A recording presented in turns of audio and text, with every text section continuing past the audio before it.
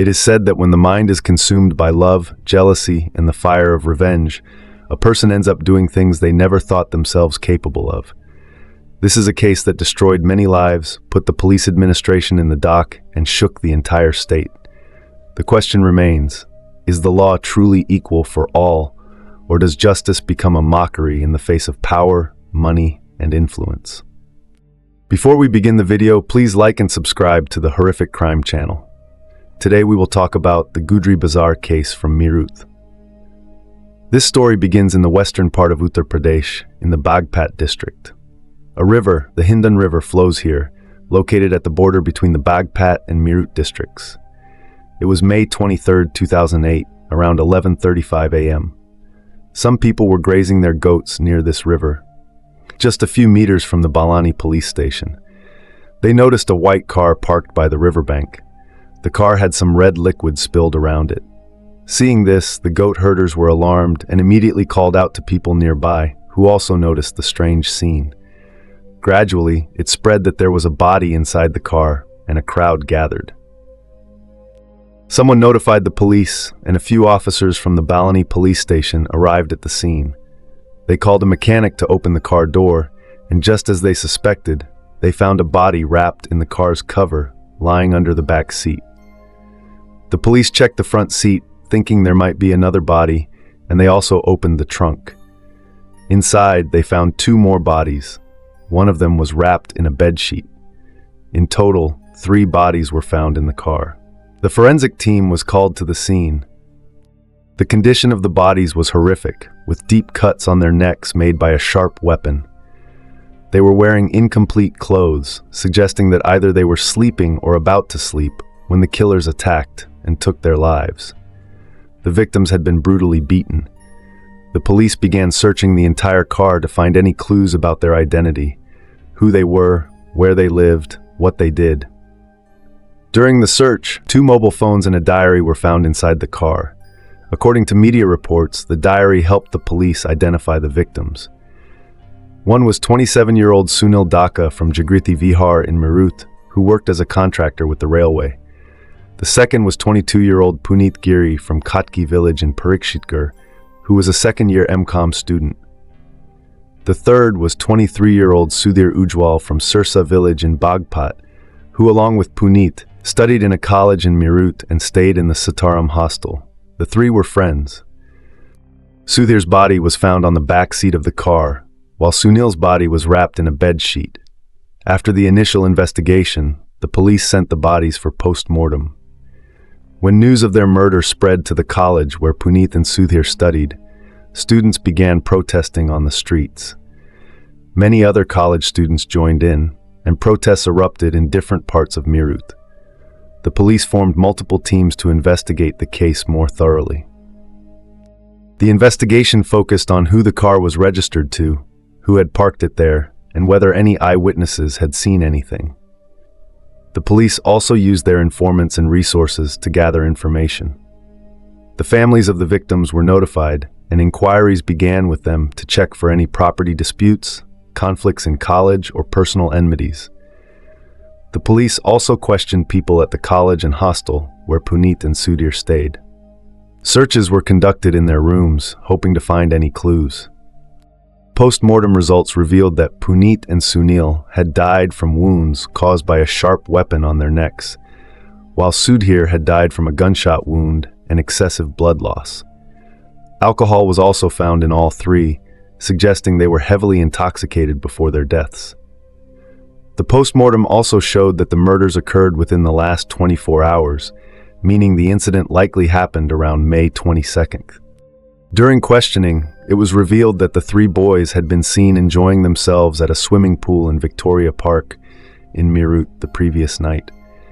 They had gone there to swim, and while there, 5 or 6 boys who seemed familiar to them arrived. The group then left in 2 cars, and it appeared they were there to pick up the 3 boys. Given the severity of the injuries to the 3, it was clear that multiple people were involved. The police speculated that the killers might have been people known to the victims. The police might have advanced their investigation now. It was heard that Sunil had a past dispute with someone in his railway contracting business, and recently there was some conflict between Puneet and Sudhir in college. There was a lot of pressure on the police, with protests from students and the general public across the city.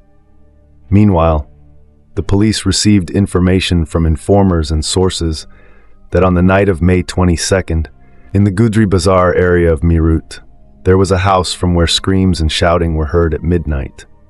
No one had the courage to go and check, nor did anyone inform the police. After learning about this, the police immediately sent a team along with forensic experts to the location. The house belonged to Haji Ijlal Qureshi, a well-known businessman in Meerut, regarded as one of the richest traders, particularly in meat exports. He had several other businesses and was considered a millionaire, or perhaps even a billionaire. His cousin, who was also his nephew, was a member of parliament, meaning he had immense financial and political power. Now, the police had to raid the house of such a powerful man. The situation had turned political, and there was intense pressure to catch the killers of the three young men. When the name of someone like Haji Ijlal came up, the case became even more delicate and significant. Raids began, but when the police went to question Ijlal, they found he wasn't there. They raided his other homes, factories, and offices. They also started raiding the homes of other influential people in the city, interrogating their sons. The forensic team discovered traces of blood near the stairs outside the gate of Haji Ijlal's farmhouse in Gudri Bazaar. Blood stains were also found near the stairs leading upstairs, where an attempt had been made to wipe them away. One slipper was found, likely belonging to one of the victims, and blood-soaked clothes were discovered near the courtyard. A half piece of a bedsheet was found, stained with blood. This bedsheet had been used to wrap Sunil's body, which had been placed in a car's trunk. A bullet shell was also found. On one of the room's walls, bullet marks were found, indicating that Sudhir was likely shot there. It appeared that all three murders were committed in this room. Both Meerut and Bagpat police were working together on this case. During the factory raid, several luxury cars were seized, including a red Tata Safari, which became a key item because bloodstains were found on the front and back seats, along with blood-soaked clothes. The discovery of Haji Ijlal's name in connection with the case raised suspicions. People began to wonder whether the law would treat a person of such power the same way. Would the police arrest him? Would there be action taken? The case had shaken half of Uttar Pradesh, and political turmoil was in the air. Several police officers were removed from the case for mishandling it. Students even threatened to intensify their protests if proper investigations weren't carried out. On May 25th, the entire city of Meerut was shut down in protest. The police seized Ijlal's property worth over 1 crore. Within a few days, the police arrested Ijlal. According to some news reports, he surrendered himself. Once arrested, Ijlal narrated a story from some time ago. He had been to Radha Garden in Gangangar, Meerut for some work. It was evening, and people were strolling in the park. There, Ijlal noticed a girl named Sheba Saroi. To talk about Sheba, she had previously lived with her family in Bulandshahr and later moved to Gangar, Meerut. Her father was an army colonel, and her mother was a principal at a private school. Sheba had a younger sister who was studying. Her father had always dreamed of sending Sheba to the army, but for some reason, she couldn't join. He then found a son-in-law for her, a captain in the army, who lived in Delhi. With the consent of both families, Sheba married the captain. Sheba was an open-minded girl who talked freely with everyone. At the time of her marriage, she was still studying, but after marriage, her education came to a halt. She moved to Delhi with her husband, who was often posted away, so she only saw him during his breaks. Slowly, Sheba and her husband's relationship began to deteriorate. They decided to separate with the consent of both families and filed for divorce in court. During this time, Sheba left her marital home and returned to her parental home. Her father had passed away, and her mother lived alone. After retiring from being a principal, her mother thought of starting a business, so she and her daughters started a garment business in Dubai. They settled in Dubai, and Sheba occasionally traveled between Dubai and Meerut. Sheba resumed her studies and enrolled in a college in Meerut, which is why she spent most of her time there. The family was in Dubai, and she was living alone at home. Now she was completely free. There was no one to stop or scold her, no one to speak against her. She could do whatever she wanted. During this time, Ijlal saw Sheba in the park. She had come for a walk with her friend. At first sight, Ijlal fell in love with Sheba. He began coming to the park regularly just to see her. According to some news reports, Ijlal and Sheba met at a function. It is believed that Ijlal helped Sheba get a divorce from her husband.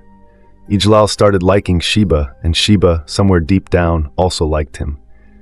Now, a billionaire man had fallen in love with a girl. Naturally, he spent millions of rupees on her. Since Sheba lived alone at home, Ijlal frequently visited her.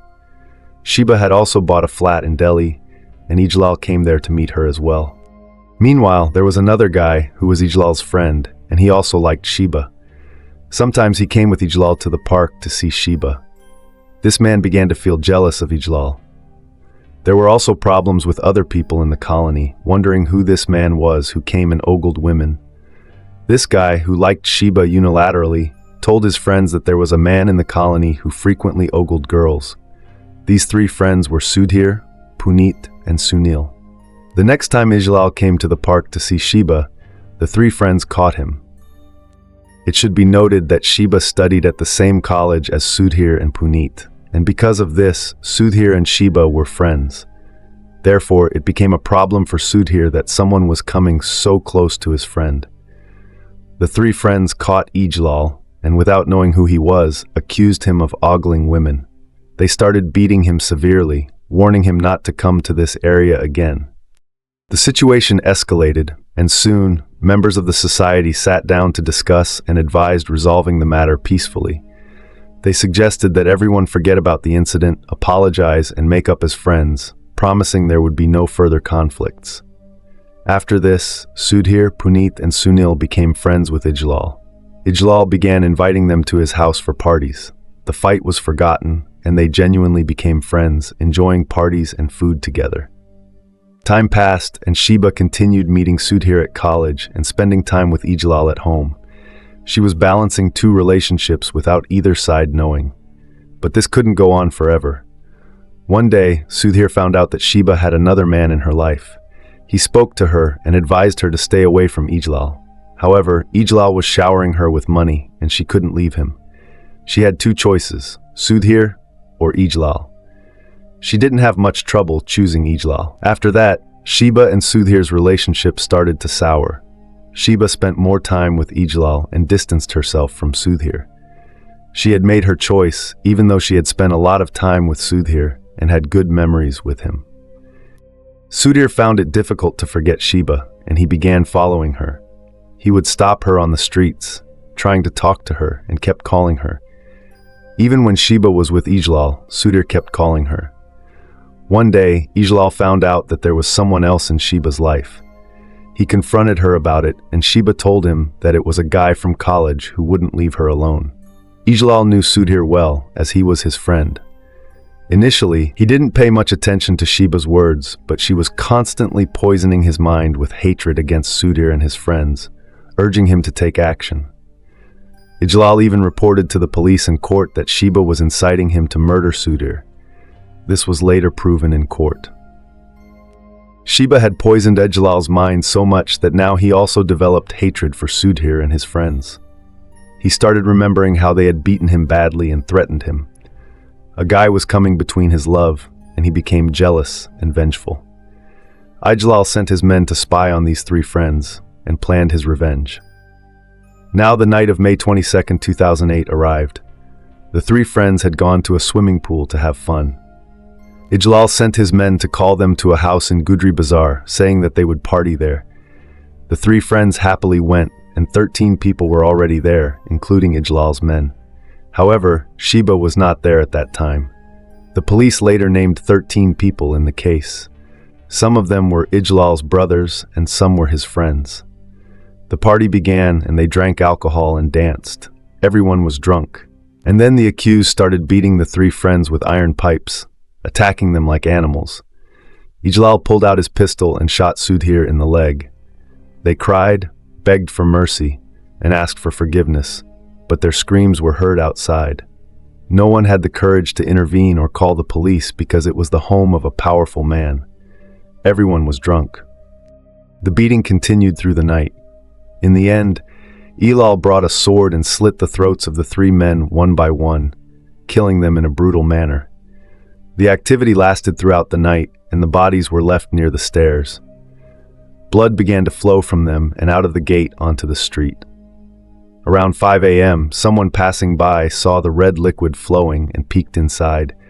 Upon seeing the 3 bodies, the person screamed, waking up the people inside. They immediately realized what had happened the night before. The panic spread in the house, and some people quickly started cleaning.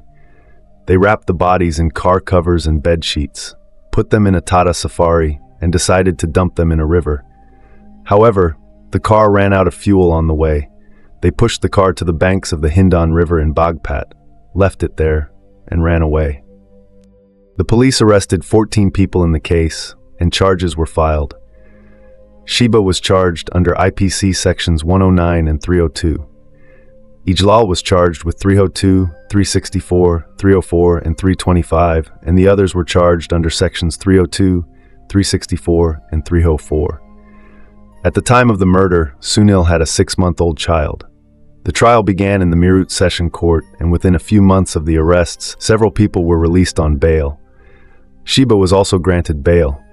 She left for Dubai to stay with her mother, and her travels between India and Dubai became normal. The others remained in jail. Around 2018, Ijlal was also granted bail. 16 years later, on August 5, 2024, the Meerut Session Court sentenced 10 people to life imprisonment and imposed a fine ranging from 50,000 to 500,000 rupees. During the trial, 2 of the accused had died and 2 others were minors, so their cases were being handled in a juvenile court. The remaining 10 received life sentences, and they said they would challenge the decision in the High Court. This case is still ongoing in the High Court. Friends, the purpose of narrating this event is not to hurt anyone's feelings or cause distress, but to raise awareness. What is your opinion on this incident? Please share your thoughts in the comment box, and if you liked our effort, please like and share this video. If you haven't subscribed yet, please do so to stay updated on our Chilling Crime channel. Thank you.